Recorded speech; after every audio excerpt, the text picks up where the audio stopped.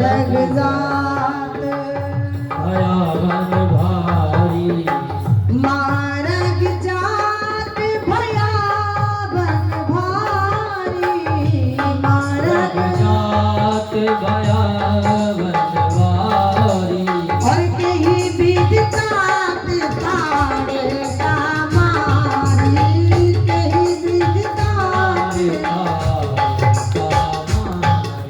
हाँ कहीं विदितात तारे का मारी।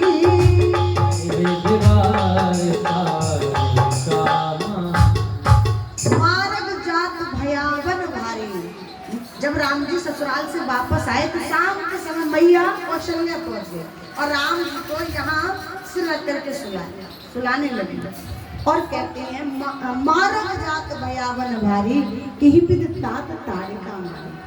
हे लाल, ए राम, एक बात पूछूं, इतना कोमल शरीर, इतने कोमल हाथ, लाला, इतना भयानक जंगल, और मैंने ये सुना था कि तेने ताड़का नाम की राक्षसी का वध किया। किस प्रकार से मार दिया तूने उसे? तेरे हाथ इतने कोमल, तू इतना कोमल। तो राम जी ये नहीं कहते कि मैंने वध किया, कहते हैं कि सकल अमानुष कर्म तुम्हारे कौशिक केवल कृपा से। माँ, आपकी कृपा हुई, जो कुछ मैंने किया, मैंने अपने तरफ से कुछ नहीं किया। मैं कौन होता हूँ? मैंने कुछ नहीं किया। और कौशिक केवल कृपा से। आपने जैसे जैसे मुझे सिखाया था मैंने वैसा ही किया। जैसे जैसे संस्कार हम बच्चे में डालते वैसे ही तो आते। और कौशिक केवल कृपा से डाले, गुरुदेव की कृपा हुई और ताड़का का वध हो गया। मैंने कुछ नहीं किया। बोली सियावर रामचंद्र भगवान की।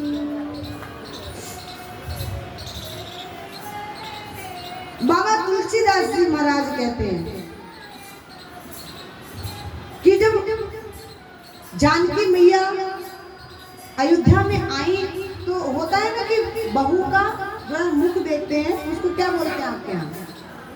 हाँ, मुंह दिखाई। तो मुंह दिखाई जब करते तो कुछ ना कुछ देते हैं।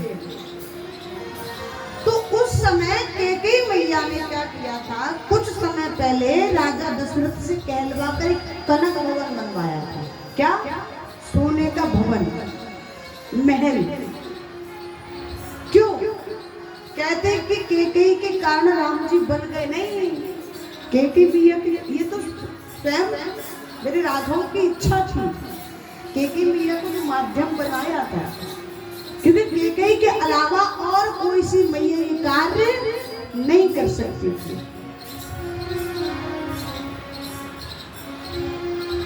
बोली सियावर रामचंद्र भगवान की। तो मैया कैकेयी राम जी से इतना प्रेम करती थी, इतना प्रेम करती। विचार करिए, जो सोने का महल, जो कनक भवन अपने लिए बनवाया था ना, रात्रि को स्वप्न देखा और तुरंत दशरथ जी को बताया और कहा कि मुझे इस प्रकार से ऐसा ऐसा मकान यानी अर्थात महल चाहिए। विश्वकर्मा जी को आदेश देकर तुरंत भवन बनवाया, तैयार किया। दशरथ जी को लगा कि ये इसमें रहेंगी इसलिए बनवाया, लेकिन उसी दिन ताला डाल दिया। क्या कर दिया? लॉक कर दिया। दशरथ जी ने पूछा, देवी आपने इतनी इच्छा से इस महल को तैयार कराया और आपने इसमें ताला डाल दिया, क्यों? क्योंकि प्रभु इसमें यदि कोई रहेगा तो मेरे राम की बहू रहेगी और कोई अपने लिए नहीं तैयार कराया मैंने, ये राम की बहू के लिए तैयार किया। उस समय राम की शादी की कोई बात भी नहीं थी। आज मैया की मुंह दिखाई करेंगे तो क्या देंगे? कनक भवन, सोने का भवन दे देंगे। कौशल्या मैया को लगा, ओहो छोटी रानी इतना दे रही तो मुझे क्या देना चाहिए? भाई मैं तो बड़ी हूँ ना। जब छोटी सोने का भवन होता है ना, कई बार परिवार में बोले तुम क्या दे रही हो, बोले आप क्या दे रही हो, होता है ना, उस हिसाब से महाराज कई जन लेते हैं। बोली सियावर रामचंद्र भगवान की।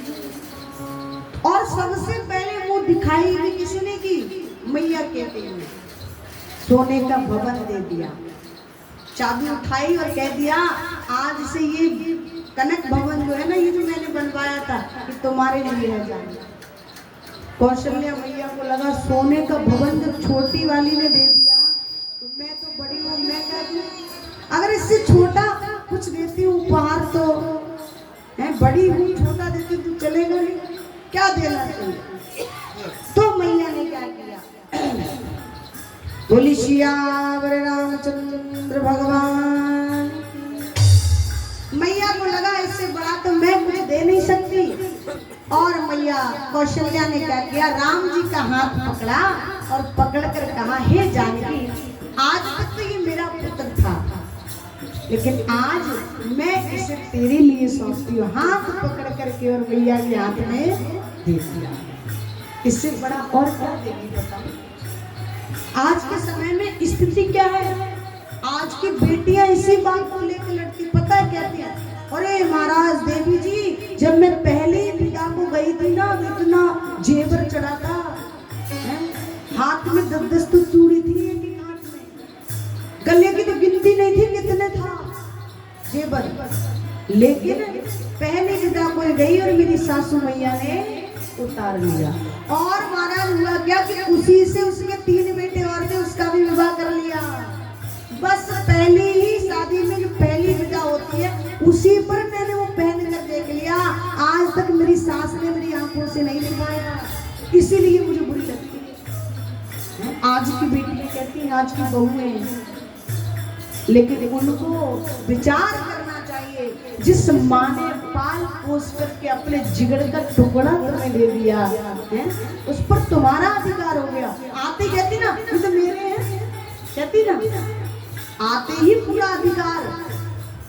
आज की स्थिति वो है, यदि वो कह देगी कि माँ के पास नहीं जाना तो जाएगा नहीं बेटा। अब बताइए कि जब जिगर का टुकड़ा दे दिया तो भला सोने की जवाहरात की आभूषणों की क्या आवश्यकता रह गई? उसके सामने ही सोने की और आभूषणों के कुछ मायने रखते हैं क्या? सब कुछ दे दिया, अपने जीवन की संपत्ति लुटा दी तुम्हारे ऊपर, और क्या देंगे? बोली सियावर रामचंद्र भगवान की। अब बारी आई किसकी?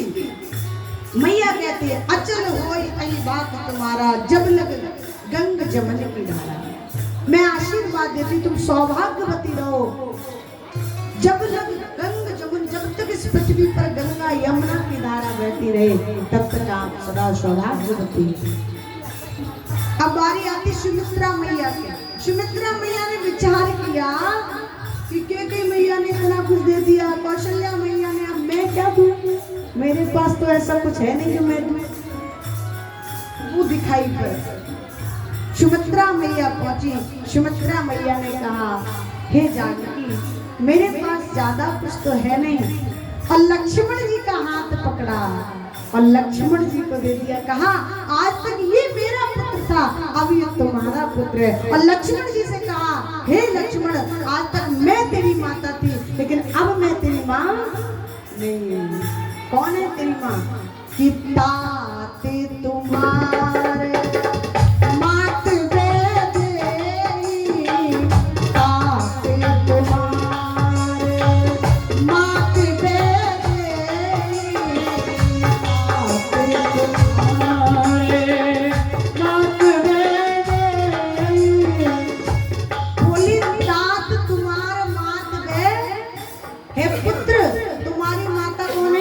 जानकी। लक्ष्मण जी बोले फिर पिता कौन? तो कहने लगी पिता